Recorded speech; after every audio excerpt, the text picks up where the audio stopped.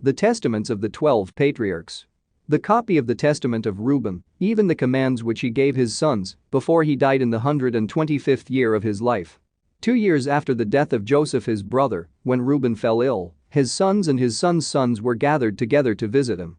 And he said to them, "My children, behold I am dying, and go the way of my fathers." And seeing there Judah, and Gad, and Asher, his brethren, he said to them, "Raise me up, that I may tell to my brethren, and to my children, what things I have hidden in my heart, for behold now at length I am passing away."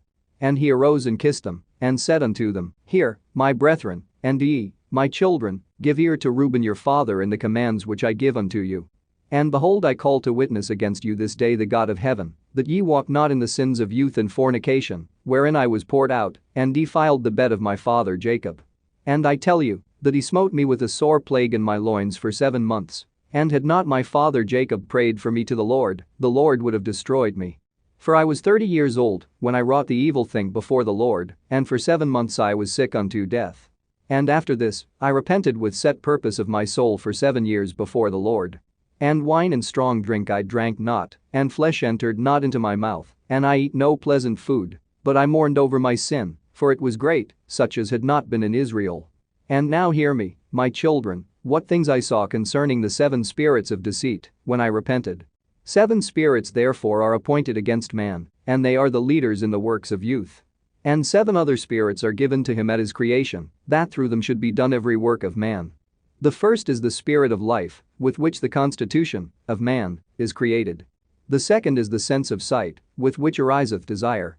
The third is the sense of hearing, with which cometh teaching. The fourth is the sense of smell, with which tastes are given, to draw air and breath. The fifth is the power of speech, with which cometh knowledge.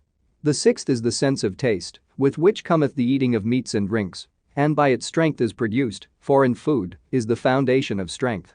The seventh is the power of procreation and sexual intercourse, with which through love of pleasure sins enter in.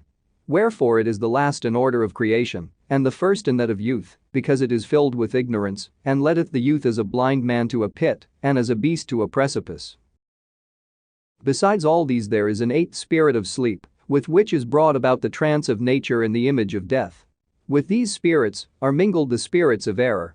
First, the spirit of fornication is seated in the nature and in the senses. The second, the spirit of insatiableness, in the belly. The third, the spirit of fighting, in the liver and gall. The fourth is the spirit of obsequiousness and chicanery, that through officious attention one may be fair and seeming. The fifth is the spirit of pride, that one may be boastful and arrogant. The sixth is the spirit of lying, in perdition and jealousy to practice deceits and concealments from kindred and friends. The seventh is the spirit of injustice, with which are thefts and acts of rapacity, that a man may fulfill the desire of his heart, for injustice worketh together with the other spirits by the taking of gifts. And with all these the spirit of sleep is joined, which is that of error and fantasy. And so perisheth every young man, darkening his mind from the truth, and not understanding the law of God, nor obeying the admonitions of his fathers, as befell me also in my youth. And now, my children, love the truth, and it will preserve you. Hear ye the words of Reuben your father. Pay no heed to the face of a woman, nor associate with another man's wife, nor meddle with affairs of womankind.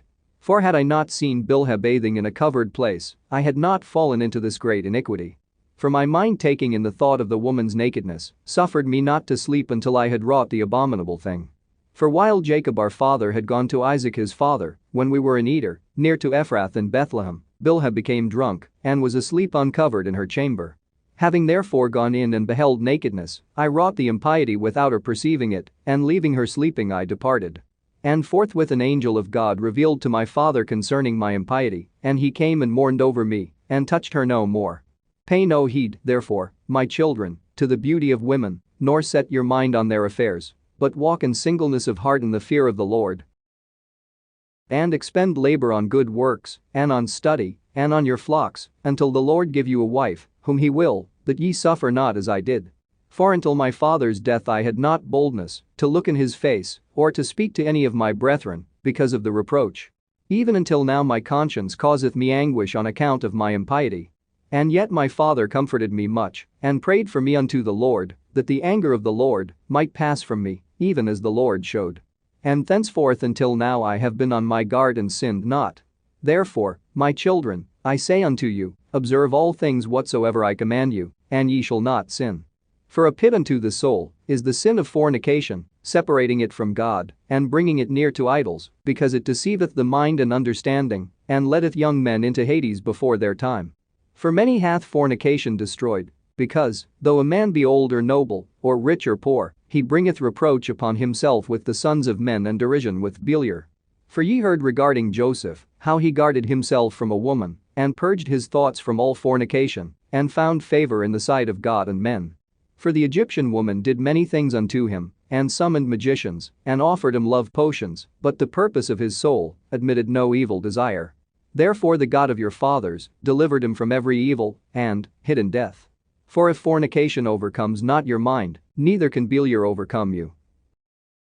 For evil are women, my children, and since they have no power or strength over man, they use wiles by outward attractions, that they may draw him to themselves. And whom they cannot bewitch by outward attractions, him they overcome by craft. For moreover, concerning them, the angel of the Lord told me, and taught me, that women are overcome by the spirit of fornication more than men, and in their heart they plot against men. And by means of their adornment they deceive first their minds, and by the glance of the eye instill the poison, and then through the accomplished act they take them captive. For a woman cannot force a man openly, but by a harlot's bearing she beguiles him. Flee, therefore, fornication, my children, and command your wives and your daughters, that they adorn not their heads and faces to deceive the mind, because every woman who useth these wiles hath been reserved for eternal punishment. For thus they allured the watchers who were before the flood, for as these continually beheld them, they lusted after them, and they conceived the act in their mind, for they changed themselves into the shape of men, and appeared to them, when they were with their husbands. And the women lusting in their minds after their forms, gave birth to giants, for the watchers appeared to them as reaching even unto heaven.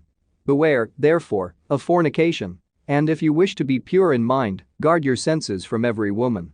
And command the women likewise not to associate with men, that they also may be pure in mind. For constant meetings, even though the ungodly deed be not wrought, are to them an irremediable disease, and to us a destruction of Beliar and an eternal reproach.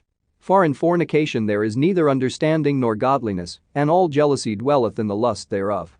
Therefore, then I say unto you, ye will be jealous against the sons of Levi, and will seek to be exalted over them, but ye shall not be able.